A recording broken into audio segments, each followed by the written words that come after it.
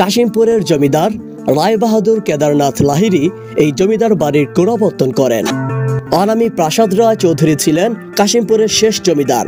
তাদের এই জমিদারি ছিল কাশিমপুর এবং বলদা জুড়ে। এই জমিদার বাড়ির ইতিহাস নিয়ে খোঁজ করে তেমন কিছু আমি জোগাড় করতে পারিনি, তবে খুঁজে আছি। কারো কাছে তেমন কোনো তথ্য থাকলে শেয়ার করার অনুরোধ রইল।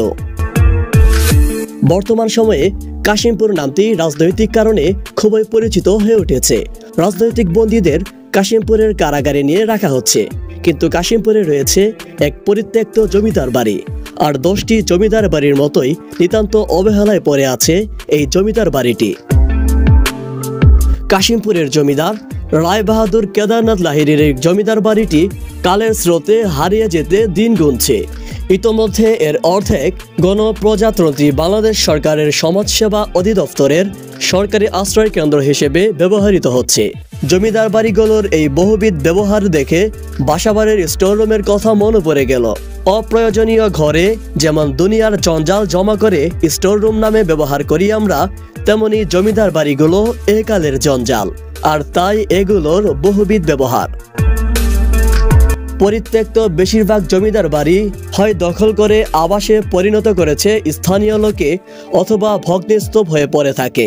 কিছু পাওয়া যায় জমিদারের উত্তরাধিকারদের আত্মীয় স্বজন বা দূর সম্পর্কের কেউ বসবাস করে। কাশিমপুর জমিদার বাড়িতে শেষের অবস্থা বিদ্যমান, অর্থাৎ জমিদারের উত্তরাধিকারদের দূর সম্পর্কের আত্মীয় স্বজন বসবাস করছেন। ইতিহাস তেমন কিছু তাদের কাছ থেকে জানা গেল না। কাশিমপুরের জমিদার রায়বাহাদুর কেদারনাথ লাহিড়ী এই জমিদার বাড়ির গোড়াপত্তন করেন। আনাদি প্রাসাদ রায় চৌধুরী ছিলেন কাশিমপুরের শেষ জমিদার। তাদের এই জমিদারি ছিল কাশিমপুর এবং বলদা জুড়ে। এই জমিদার বাড়ির ইতিহাস নিয়ে খোঁজ করে তেমন কিছু আমি জোগাড় করতে পারিনি, তবে খুঁজে আছি। কারো কাছে তেমন কোনো তথ্য থাকলে শেয়ার করার অনুরোধ রইল। জমিদার বাড়ি নিয়ে ধারাবাহিক ভিডিও শুরু করার পর এই বিষয় নিয়ে অল্প বিস্তর ঘাটাঘাটি করতে গিয়ে মনটা খারাপ হয়ে গেল। উন্নত বিশ্বে যে সকল স্থাপনা স্টোরেজ হিসেবে সংরক্ষিত হয়, আমাদের দেশে সে সকল স্থাপনা পড়ে থাকে অবহেলায়। ক্ষয়ে যায় অস্থি মজ্জা সকল, ঘুণে ধরে বিচূর্ণ হয় ইতিহাসের পাতা। অপূর্ব সকল স্থাপনা আর নির্মাণ কৌশলী নিয়ে আমাদের বাংলাদেশের আনাচে কানাচেতে পড়ে আছে অসংখ্য জমিদার বাড়ি, রাজবাড়ি সহ আরও কত স্থাপনা। আর এইসব স্থাপনার কিছু কথা এই বোকা মানুষটার ছোট্ট ভিডিওতে তুলে ধরার প্রয়াস হলো। তো এই বাংলার জমিদার বাড়ি সিরিজ আপনাদের কাছে কেমন লেগেছে অবশ্যই আমাদের এই ভিডিওর কমেন্ট সেকশনে জানাতে ভুলবেন না। ভালো থাকবেন, সুস্থ থাকবেন। আসসালামু আলাইকুম। সো গাইস, আমি ভিডিওর পিছনে ভয়েসে ছিলাম।